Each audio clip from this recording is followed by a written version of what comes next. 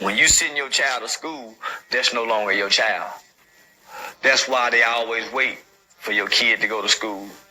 The police and CPS will wait till they go to school and go to school to talk to them, because the school is the parent now, and the school will give them access to your child.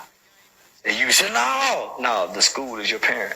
That's why you have to have permission to get your child out of school. You just can't go get them out of school. You go to jail. It's not your child, but people don't know that. So you give up a lot of rights by sending your children to public schools as a parent. If an emergency was to happen in this country, we've seen this, whether that's a school shooting, a terrorist attack, or a tornado, you cannot go get your kid. I don't care what's going on, because you're not the parent anymore. That's why the school is obligated to report things. That's why if your kid wanted to come to school and play Charlene instead of Charleston, the school don't have to tell you. And the school can have a dress-up closet for your kid to go to school and dress up as a girl while at school and not tell you nothing, because you're not the parent during these hours. Don't be surprised when you send your kids off to Caesar and they come back as Romans. Like, that's it, man.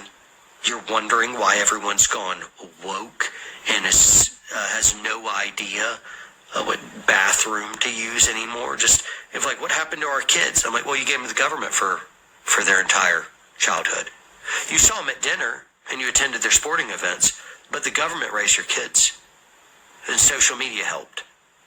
And video games or whatever, but you saw them every day, but you didn't raise them. You didn't log enough hours each day to counteract all the poison and time wasting and ideological propagandistic crap that they were getting fed year after year after year. And so millennial generation and now Gen Z has gone woke. And we feel like, oh, what happened to my daughter? We raised him better than that. No. I mean this in love, but you didn't raise him at all. That hurts to say because I know it hurts people to hear, but the government raised him, and that's what happened. Government and social media hijacked a generation, and we trusted that they were being taught good information that wasn't undermining our values. But there's been a psyop in play for decades, which is undermining our values and waging war.